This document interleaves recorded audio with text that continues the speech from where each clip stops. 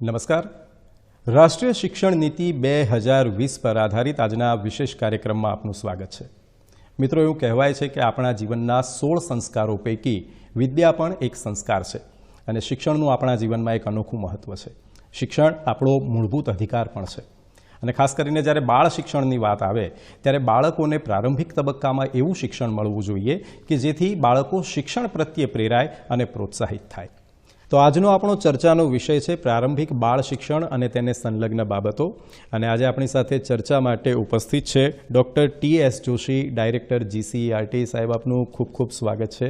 અત્યાર સુધી જે આપણા દેશમાં શિક્ષણની પદ્ધતિ ચાલી રહી છે 10+2ની છે અને હવે જોવા જઈએ તો એ થઈ રહી છે 5+3+3+4. અને ખાસ કરીને જે પહેલાં 5 વર્ષ છે એમાં જે પ્રી પ્રાઇમરી એટલે કે આંગણવાડી કે સિનિયર કેજી, જુનિયર કેજી અને નર્સરી પ્લસ સ્ટાન્ડર્ડ ફર્સ્ટ અને સેકન્ડ, આ આખું જે શિક્ષણનું માળખું છે એને જો આપણે પ્રારંભિક શિક્ષણ કહીએ તો આજે રાષ્ટ્રીય શિક્ષણ નીતિ 2020 છે એમાં ખાસ કયા મહત્ત્વના સૂચનો છે? બહુ સરસ સવાલ એટલા માટે છે જી કે આ સમગ્ર ફેરફાર છે એ એક સમયની માંગ છે. જી આપણે રાષ્ટ્રીય શિક્ષણ નીતિ 86ની વાત કરીએ જી કે એના પહેલાં 68ની વાત કરીએ જી ત્યારે શાળાઓ શરૂ કરવી, બાળકોને શાળાએ લાવવા એ આપણી જરૂરિયાત હતી કે આપણે એવી જગ્યાએ કે જ્યાં બાળકોને શાળા ન મળતી હતી અથવા તો મા બાપ છે સતત માઇગ્રેશન કરતા હોય એવા પછાત વિસ્તાર હતા, એના બાળકોને શાળાએ લાવવા એ આપણું ધ્યેય હતું. જી હવે જ્યારે લગભગ એનરોલમેન્ટ છે એ 100%ની નજીક પહોંચ્યા છીએ ત્યારે જરૂરિયાત આપણી બદલાઈ છે અને એ જરૂરિયાત છે કે બાળકના વિકાસના તબક્કાઓને ખ્યાલમાં રાખીને વધારે ગુણવત્તાયુક્ત શિક્ષણ બાળકને કેવી રીતે મળે. 21મી સદીમાં હવે બાળકની જે આવતીકાલે નાગરિક થશે, આ રાષ્ટ્રનો એક જવાબદાર નાગરિક થાય, એના માટે એને શું શું જરૂરિયાત છે તો એના વ્યક્તિત્વ વિકાસને ધ્યાનમાં રાખીને, વિકાસના તબક્કાઓને ધ્યાનમાં રાખીને આ તબક્કાઓ કરવામાં આવ્યા છે. એટલે પહેલો જે તફાવત છે જી કે 10+2નો એટલે કે 12 વર્ષનું જે શાલેય શિક્ષણ હતું જી એમાં પહેલાં 5 વર્ષ પ્રાઇમરી, 6, 7, 8 ઉચ્ચ પ્રાથમિક આપણે કહીએ છીએ પણ સમગ્ર ગાળાને ગણીએ તો એલિમેન્ટરી એજ્યુકેશન એવું કહેવાતું. પછી 9 અને 10 છે સેકન્ડરી અને 11, 12 ને હાયર સેકન્ડરી. આમ કુલ 12 વર્ષનું શાળા શિક્ષણ હતું. એની જગ્યાએ હવે 15 વર્ષનું આ શાળા શિક્ષણ થાય છે. આ મહત્વનો ફેરફાર છે કારણ કે બાળકના વિકાસનો પાયો છે જી એ પૂર્વ પ્રાથમિક શિક્ષણ અને શરૂઆતનું પહેલું ને બીજું ધોરણ એને સાથે લઈને ઉંમરની રીતે જોઈએ તો બાળક 3 વર્ષનું થાય. 3, 4 અને 5 એ જે આંગણવાડીમાં અત્યારે હતા અને ધોરણ પહેલું અને બીજું એટલે ઉંમર વર્ષ ગણીએ તો 6 અને 7 એ બંને શાળામાં હતા. હવે એને ફાઉન્ડેશનલ સ્ટેજ કહ્યું છે. જી એટલે આ ફાઉન્ડેશન એટલે કે પાયો જેટલો મજબૂત હશે એટલું શિક્ષણ આગળ સારું થશે. આ તબક્કો એવો છે કે દેશના અનેક ભાગોમાં અત્યારે આપણે આંગણવાડીની રીચ ઊભી થઈ છે પરંતુ પૂર્વ પ્રાથમિક શિક્ષણનો ખ્યાલ દરેક તબક્કે સ્વીકાર્ય નહોતો. લોકો એવું સમજે છે કે આંગણવાડીમાં જાય, પૂર્વ પ્રાથમિકમાં જાય એટલે થોડો સમય પસાર કરવા જાય, થોડું વાંચતા લખતા શીખે, પરંતુ આ ખ્યાલ બિલકુલ ખોટો છે. બાળકને આગળના અભ્યાસ માટે એનું મગજ અત્યારે એકદમ વિકાસશીલ હોય છે, બધી જ વસ્તુ અત્યારે ખૂબ શીખવી શકાય એવો તબક્કો હોય છે, પરંતુ એ તબક્કામાં બાળક અમૂર્ત ચિંતન કરી શકતો નથી. તો એને માટે મૂર્ત વસ્તુઓ દ્વારા એટલે પ્રવૃત્તિ આધારિત શિક્ષણ આપવું જોઈએ. એટલે જે આ પ્રારંભિક તબક્કો છે જેને આપણે પ્રી પ્રાઇમરી કહીએ છીએ એ ખરેખર શાળા પ્રવેશ માટે એવું કહી શકાય કે ખૂબ મહત્ત્વનો તબક્કો છે કારણ કે જ્યારે બાળક પહેલા ધોરણમાં અને બીજા ધોરણમાં પહોંચે ત્યાં સુધીમાં થોડું કે યુઝ ટુ થઈ ગયું હોય. આપે જે કહ્યું હોય કે 6 વર્ષ સુધીનું જે બાળક છે એનો ગ્રાસ્પિંગ લેવલ બહુ સારો હોય છે, એના મગજનો સારો એવો વિકાસ થતો હોય છે. આવા તબક્કે ખાસ કરીને આ શિક્ષણ નીતિમાં લેખન, વાંચન અને ગણન એના ઉપર ખૂબ ભાર મૂકવામાં આવ્યો છે. એની પાછળનું ખાસ કારણ શું હોઈ શકે? એ તબક્કો જે છે વાંચન, લેખન, ગણનનો, લિટરસી અને ન્યુમરસીનો, એ પહેલા ને બીજા ધોરણ પર વિશેષ ભાર છે ત્યારે પાકું કરી લેવાનું છે. એના પહેલાંના શિક્ષણને આપણે પ્રી સ્કૂલિંગ કહીએ છીએ અથવા પૂર્વ પ્રાથમિક કહીએ. તો પૂર્વ પ્રાથમિકની અંદર પ્રાથમિક પૂર્વેનું છે એટલે સ્વાભાવિક છે કે એની તૈયારી હોય છે.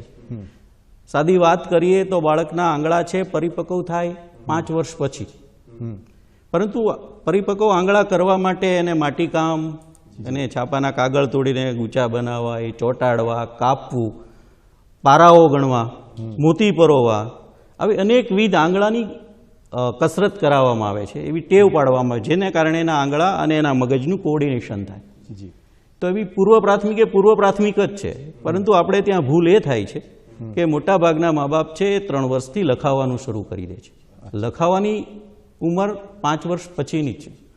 આપણે ત્યાં યાદ કરવા પડે ગીજુભાઈ બધેકાને, કે એમણે જે એક સદી પહેલાં એમ કહીએ તો ચાલે, ત્યારે એમણે પૂર્વ પ્રાથમિક શિક્ષણ એટલું આયોજિત કરેલું હતું કે બાળકને મૌખિક ગણતરી 1000 સુધીની ગણતરી કરી શકે, ભાષામાં સરસ રીતે અભિવ્યક્ત થઈ શકે, પરંતુ લખાવાની ક્યાંય વાત નથી.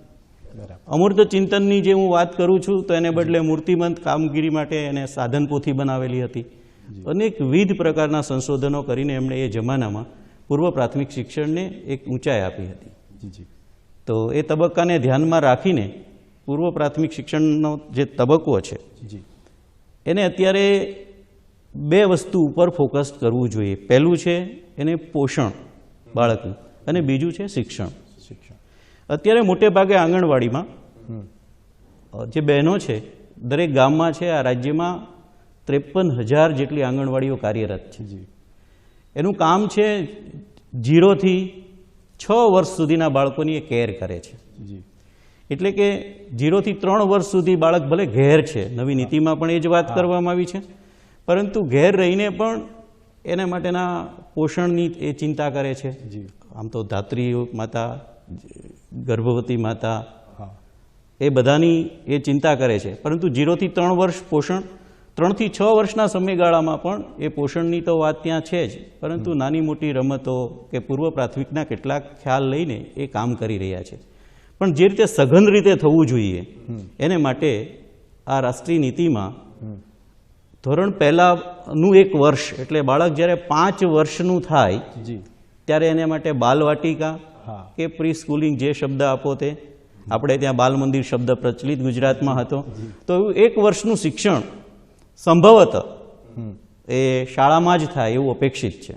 અચ્છા, એટલે ખાસ કરીને આંગણવાડીનો જે કોન્સેપ્ટ છે એ હાલનો કોન્સેપ્ટ એના કરતાં કંઈક નવો કોન્સેપ્ટ છે, અને એના માટે એવા પણ સૂચનો છે કે મકાન હવા ઉજાસવાળું હોય ત્યાંથી લઈને સંપૂર્ણતઃ એન્વાયરમેન્ટ બાળકને એવું મળવું જોઈએ કે જેથી બાળક આંગણવાડીમાં આવવા પ્રોત્સાહિત થાય. અને જે તમે બાલવાટિકા જે કહ્યું, જે શબ્દ, એ જે પહેલાં ધોરણ પહેલાંનું 1 વર્ષ છે એના માટે પણ વિશેષ સૂચનો છે કે પેરેન્ટ્સ છે, બાળકો છે, એ શાળા સુધી પહોંચે અને એ શાળામાં કેવી રીતનું વાતાવરણ છે એનાથી પહેલેથી માહિતગાર થાય. પણ સાહેબ, અહીંયા એક મહત્ત્વની બીજી એક વાત છે, 2 બાબતો ખૂબ મહત્ત્વની છે કે એક તો શિક્ષકો એવા હોવા જોઈએ કે જે બાળક સમજી શકે એ ભાષામાં એમની સાથે વાત કરે, એમને સમજાવી શકે, કારણ કે હવે ધીરે ધીરે બાળકની સમજ શક્તિ ખીલવા માંડી છે.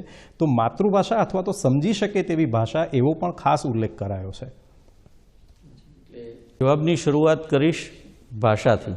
જી, આપણે જ્યારે ભાષાની વાત કરીએ છીએ, માત્ર ગુજરાતનું જ ઉદાહરણ લઈએ જી, તો એમાં માતૃભાષા શબ્દ છે, સાથે સાથે હોમ લેંગ્વેજ એવો શબ્દ વાપરો છે. એટલે મધર ટંગ અને હોમ લેંગ્વેજ. ગુજરાતની જે આખી આદિવાસી પટ્ટી છે એમાં દરેકની બોલી, એટલે ઘરમાં બોલાતી ભાષા જુદી છે. બાળક માનો કે શાળાએ આવે છે ત્યાં સુધી એ જ શબ્દોથી, એ ભાષાથી એ પરિચિત છે, અને અહીંયા આવીને શિક્ષક છે એને શુદ્ધ ગુજરાતીમાં વાત કરે ત્યારે કોમ્યુનિકેશન થતું નથી. એવો જ સવાલ કચ્છનો પણ છે. જી. તો એવી જ્યાં જ્યાં ઘરની બોલી અને માન્ય બોલી, અથવા તો માન્ય એવો શબ્દ પણ નથી, શાળાને જે શિક્ષક બોલે છે, આ બંને જ્યારે ભાષા જુદી પડે ત્યારે કોમ્યુનિકેશન ન થાય એ સ્વાભાવિક છે. અને એટલા માટે શરૂઆત છે એ બાળક જેનાથી પરિચિત છે તેવી ભાષાથી શરૂઆત થવી જોઈએ. નીતિમાં એક વાત 5મા ધોરણ સુધી જ્યાં શક્ય છે ત્યાં માતૃભાષાની વાત કરવામાં આવી છે. એટલે ભાષા એ માત્ર કોમ્યુનિકેશનનું સાધન નથી, એ ઉપરાંત એ ભાષા એ સંસ્કારનું, ભાષા એ સંસ્કૃતિનું એક માધ્યમ છે. જે બાળક એનાથી પરિચિત છે, જે શિક્ષણની નીતિ જેવું કહે છે સિદ્ધાંતો એવું કહે છે કે પરિચિતથી અપરિચિત તરફ જવાનું છે. તો એની જે ભાષા છે એને પહેલા જ ધોરણમાં દાખલ થાય ત્યારે ઇંગ્લિશ કે ફ્રેન્ચ કે અન્ય કોઈ ભાષા શીખવામાં આવે જે ઘરમાં બોલાતી નથી. જો ઘરમાં બોલાતી હોય તો એ સ્વાભાવિક છે. સિદ્ધાંત એટલો જ છે પરિચિતથી અપરિચિત તરફ જવાનું. તો પરિચિત ભાષા હોવી જોઈએ ને પરિચિત ભાષા એ માતૃભાષા કે હોમ લેંગ્વેજ હોઈ શકે એટલા માટે લેંગ્વેજની વાત કરવામાં આવી છે. અને ખાસ કરીને શિક્ષકો પણ એવા હોવા જોઈએ કે જે આપે હોમ લેંગ્વેજ કહ્યું એ લેંગ્વેજમાં બાળકો સાથે વાત કરી શકે અને એમની સમજશક્તિ વિકસાવવામાં એમને મદદરૂપ થઈ શકે.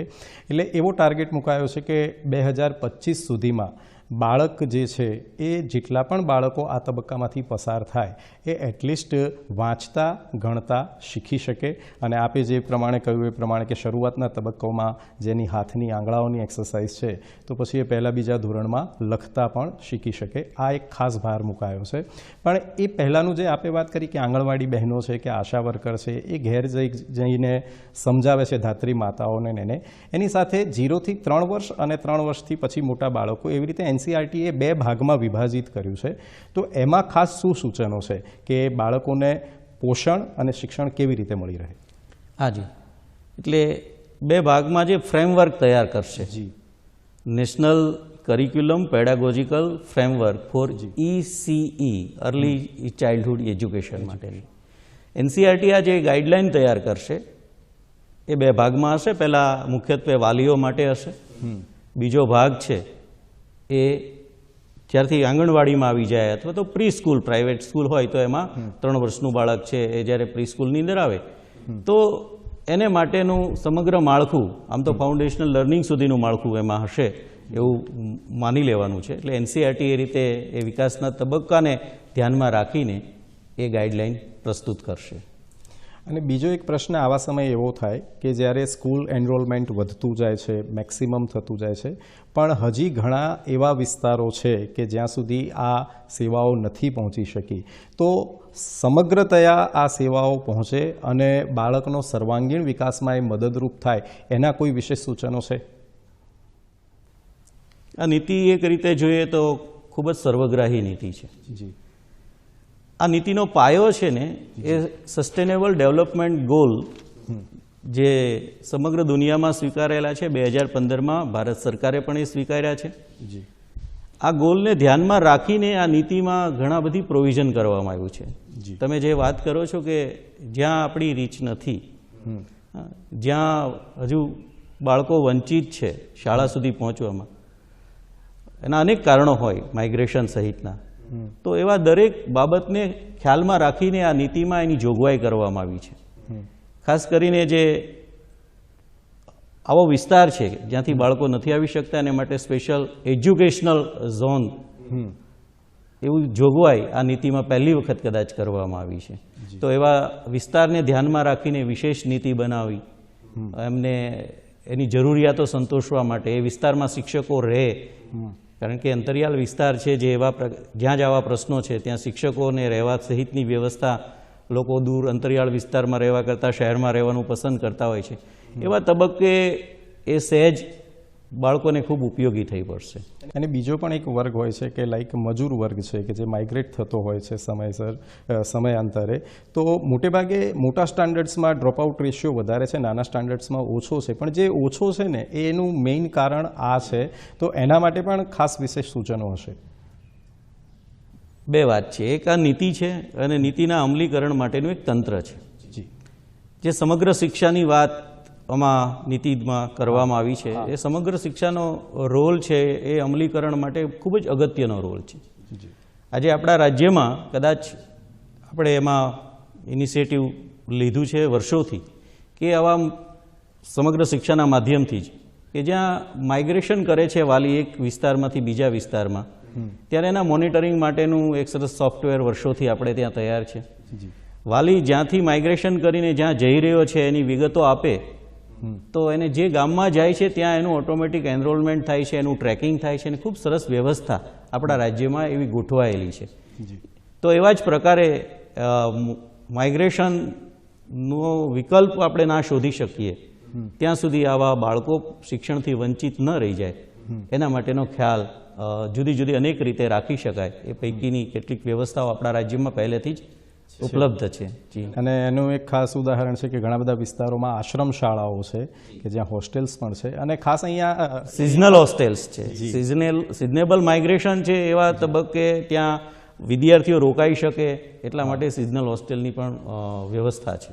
અને ખાસ કરીને જ્યારે બાળકીઓની વાત આવે તો માતા પિતા થોડો સંકોચ અનુભવતા હોય છે, તો એવા સમયે એમનામાં એક વિશ્વાસ ઉત્પન્ન કરીને એ પોતાના બાળકોને સ્કૂલે પણ મોકલે, એઝ વેલ આશ્રમ શાળા હોય તો એમાં પણ મોકલે કે જ્યાં બાળક રહે પણ છે, ત્યાં જમે પણ છે અને ભણે પણ છે. એ કોન્સેપ્ટ પણ આપણા ત્યાં ઘણો જૂનો છે. કેજીબીવી, કસ્તુરબા ગાંધી બાલિકા વિદ્યાલય. એટલે આ માઇગ્રેશન કે કોઈ કારણોસર જે બાલિકાઓએ પોતાનો અભ્યાસ છોડી દીધો છે એમને ફરીથી મેઇન સ્ટ્રીમ કરવા માટે આવી સારી વ્યવસ્થા, રહેઠાણની વ્યવસ્થા સાથેના બાલિકા વિદ્યાલયો અત્યારે છે જ. અને જે નવી નીતિની અંદર ધોરણ 12 સુધી લઈ જવા માટેની જોગવાઈ કરવામાં આવે છે, ભલામણ છે. જી, હવે ફરી પાછા પ્રારંભિક તબક્કા તરફ જઈએ તો એવું થાય કે બાળક નાનું છે ત્યારે માતા પિતાની જવાબદારી આવે છે કે એ અમુક વસ્તુઓ શીખે. જ્યારે એની પ્રી પ્રાઇમરી શરૂ થાય, એ સ્કૂલમાં આવે ત્યારે શિક્ષકોની જવાબદારી આવે છે.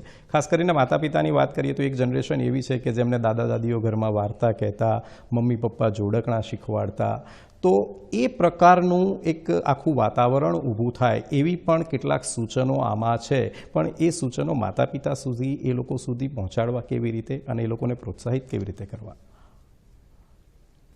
વાલી માટેની ગાઈડલાઈન અને એની જવાબદારી પણ કંઈક હોવી જોઈએ જી, એવું નીતિ વાંચતા બિટવીન્સ ધી લાઇન સમજાય છે. જી, આપે જે વાર્તાની વાત કરી, જે રમતોની વાત કરી, જી, તો પૂર્વ પ્રાથમિક શિક્ષણ તબક્કામાં બાળકનો જ્ઞાનાત્મક વિકાસ, એનો સામાજિક વિકાસ, એનો સાંવેગિક વિકાસ, એનો ભાષાકીય વિકાસ, આવા બ્રોડ એરિયામાં જુદી જુદી પ્રવૃત્તિઓ આપવામાં આવી છે. બાળકને વાર્તાઓ શું કામ કહેવી? તો કે એના ભાષાકીય વિકાસ માટેની વાત છે.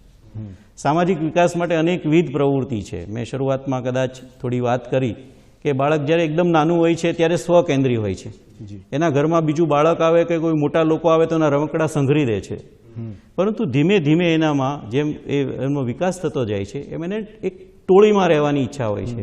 એ ટોળી થોડી મોટી થતી જાય, કિશોરાવસ્થામાં એ પીક પર હોય છે કે ખૂબ ટોળીમાં એ સભ્ય હોય અને ટોળીમાં સાથે રહીને બધા સાહસ કરવું આ ગમે, તો એ કિશોરાવસ્થાનું લક્ષણ છે. એની પછી તરુણાવસ્થા આવે છે.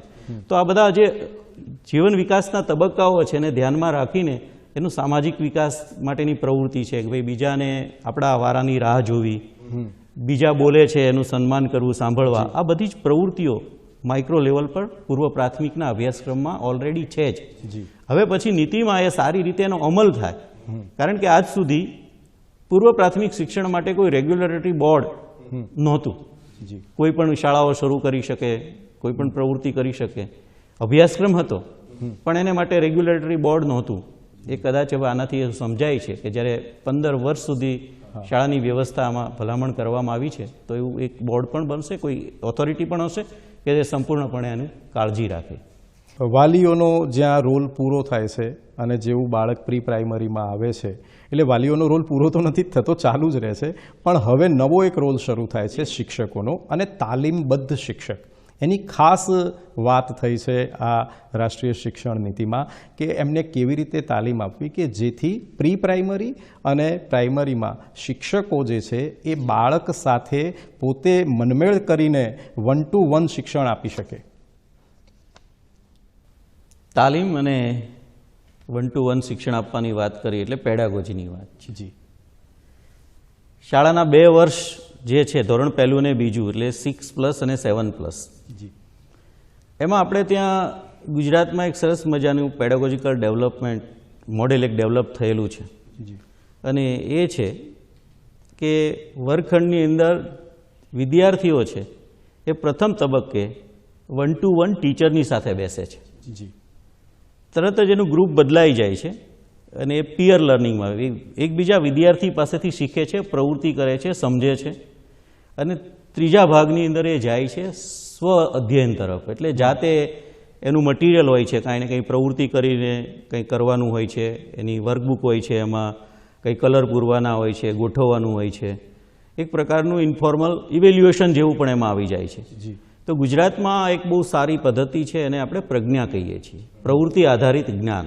અચ્છા, એટલે જ્ઞાન સીધું જ આપી દેવાનું નથી. મેં તમને કહ્યું એ પ્રમાણે કે બાળક હજી અમૂર્ત ચિંતનના તબક્કે પહોંચ્યો નથી. મોટા લોકોને આપણે પૂછીએ કે 12+13 કેટલા થાય, તો એ તરત 25 જવાબ આવશે, પણ બાળકને જ્યારે આપણે પૂછીએ છીએ ત્યારે એને એક મૂર્ત વસ્તુનો આધાર લેવો પડે છે કે 25 કાંકરા લે છે, 25 મોતી લે છે, એટલે 12+13 એવું ગણીને પછી આપણને જવાબ આપી શકે.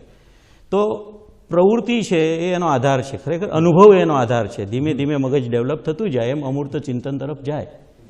તો આપણા રાજ્યની અંદર એ સારી વ્યવસ્થા ઓલરેડી વર્ષોથી વિકસી ગયેલી છે. પ્રજ્ઞા પ્રોજેક્ટ છે તે. તો એ રીતે આનો લાભ મળે. બાળક શાળામાં અત્યારે જે ગેપ છે આંગણવાડીની અંદર મોટે ભાગે એ હેલ્થ અને હાઇજીન કોમ્પોનન્ટ પર વધારે ભાર હોય છે, એજ્યુકેશન પર થોડો ઓછો હોય છે. શાળામાં આવે છે ત્યારે બંને પાર્ટ એક બાજુ મૂકીને શિક્ષક સીધું જ ભણાવવાનું શરૂ કરે તો બાળકને એક પ્રકારનો ગેપ મહેસૂસ અનુભવે છે. જે બાળ મંદિરમાં કે આંગણવાડીમાં ફ્રીલી જતો હતો, હસતો રમતો હતો, એને ખાલી ખાઈ પીને નાની મોટી પ્રવૃત્તિ કરીને પાછો આવતો હતો, એને બદલે શાળામાં આવીને એક જુદા પ્રકારનો માહોલ થઈ જાય.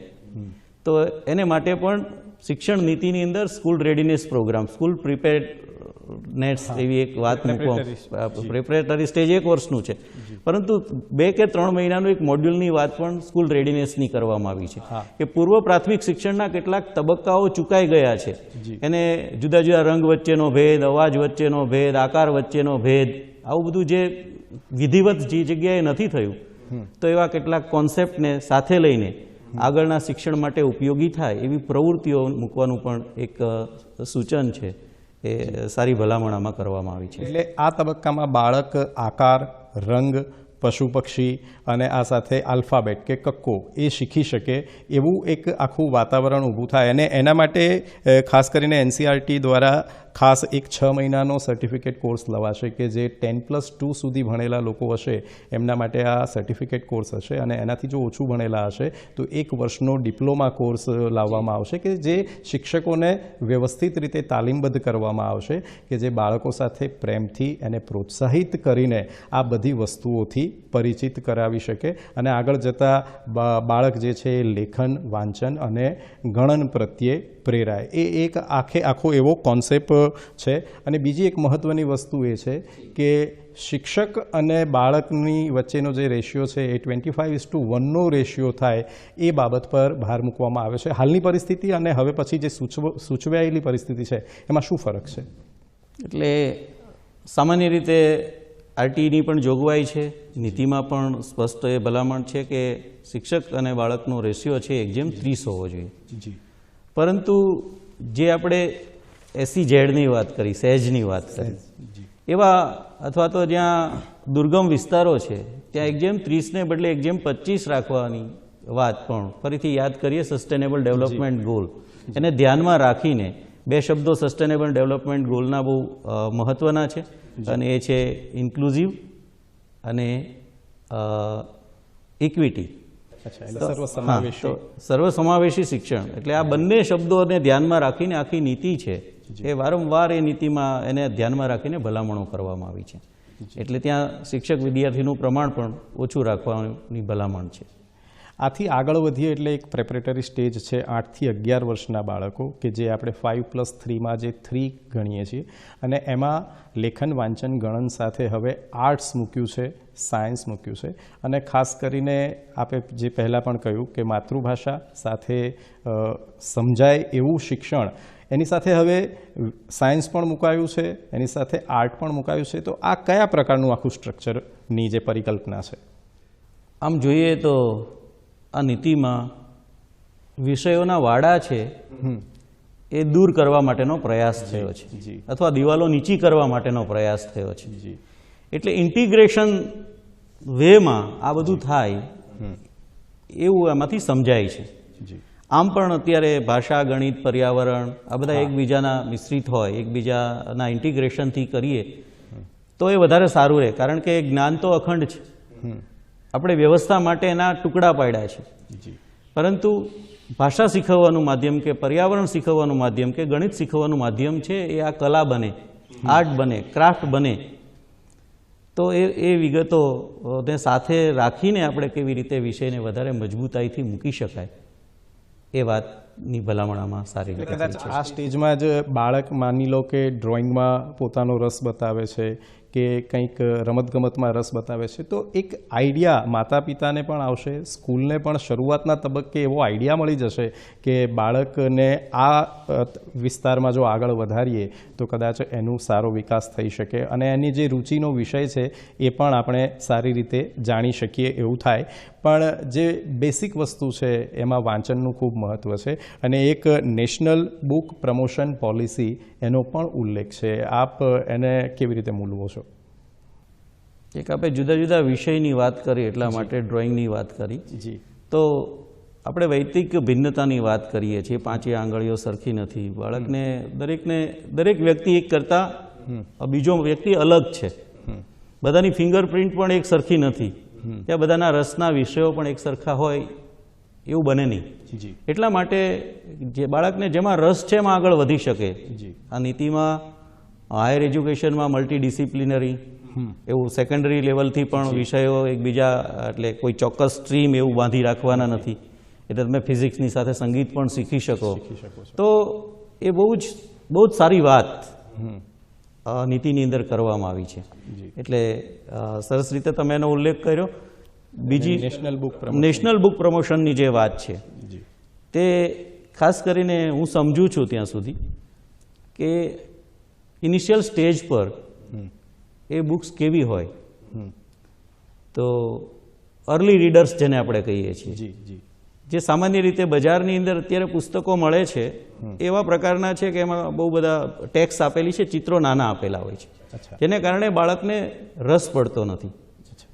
તો એવા પ્રકારની બુક હોવી જોઈએ કે અર્લી રીડર્સ કે જેમાં આખું ચિત્ર જ હોય, ક્યારેક એક શબ્દ મૂકેલો હોય, એનું જેમ ગ્રેડ ઉપરનો થતો જાય 6-7 લેવલની એ બુક્સ હોય, ઉપર જાય ત્યારે પછી એક વાક્ય હોય, પછી ધીમે ધીમે નાના પેરેગ્રાફથી શરૂઆત થાય. એટલે બાળકને વાંચતા કરવા માટે એ અર્લી રીડર્સ હોય. અને આગળના તબક્કે ડિજિટલ બુકની પણ વાત કરવામાં આવેલી છે. અને લાઇબ્રેરીનો ઓવરઓલ શાળાની સાથે જોડાણ થાય તો એક સામાજિક ચેતનાનું કેન્દ્ર પણ શાળા બની શકે. ચોક્કસ. એવી પણ સરસ મજાની ભલામણ આ નીતિમાં છે. અને ટૂંકમાં અંતિમ પ્રશ્ન છે કે આની સામે આપ પડકારો કયા જોઈ રહ્યા છો? એક પડકાર તો પહેલો એ છે કે પૂર્વ પ્રાથમિક શિક્ષણની જે જવાબદારી છે એ હાલ છે એ મહિલા અને બાળ વિકાસ વિભાગની છે. નવી નીતિની અંદર શિક્ષણ વિભાગ એટલે MHRD લખ્યું છે, એમાં મહિલા અને બાળ વિકાસ, ટ્રાઇબલ ડિપાર્ટમેન્ટ અને હેલ્થ ડિપાર્ટમેન્ટ, આ 4 જેટલા વિભાગોએ સંકલિત થઈને આની જવાબદારી ઉપાડવાની વાત છે. ત્યારે સવાલ એવો થાય કે કોણ શું કરશે? પણ સારી વાત એમાંથી જે વંચાઈ છે એવી છે કે 1 વર્ષનું પૂર્વ પ્રાથમિક શિક્ષણ +5 થી 6 સુધી પ્રિપેરેટરી ક્લાસ જે લખ્યો છે એને શાળાઓ સાથે જોડવામાં આવે તો ખરેખર આમનો જે ઉદ્દેશ છે એ સરી શકે. તો હાલ એને માટે શિક્ષકોની વ્યવસ્થા, એને માટે વર્ગખંડોની વ્યવસ્થા, એ બધું શાળા સાથે કરવાથી અત્યારે જે 12 વર્ષનું શિક્ષણ છે 13 વર્ષનું વિધિવત થાય, અથવા અત્યારની જે પ્રાથમિક શાળા 1 થી 5 ધોરણની ચાલે છે ત્યાં એ 6 વર્ષનું થઈ જાય. તો એવા પ્રકારની વ્યવસ્થા એ વિચારવી પડે, એક આપણા માટે પડકાર ગણી શકાય. તો અંતિમ પડાવે પ્રારંભિક બાળ શિક્ષણ અને સંલગ્ન વાતો, સમયની મર્યાદામાં આપણે ઘણી બધી ઊંડાણથી વાત કરીને આપે પણ ખૂબ તલસ્પર્શી માહિતી આપી. આપે કિંમતી સમય ફાળવ્યો એ બદલ આપનો ખૂબ ખૂબ આભાર માનીએ છીએ. દર્શક મિત્રો, રાષ્ટ્રીય શિક્ષણ નીતિ 2020 આના આગામી એપિસોડમાં મળીશું ફરી આવતીકાલે. અને આવતીકાલનો જે વિષય છે એ છે ઉચ્ચ શિક્ષણના નિયમનકારી માળખામાં પરિવર્તન. તો ફરી મળીએ આવતીકાલે. ત્યાં સુધી રજા આપશો. નમસ્કાર.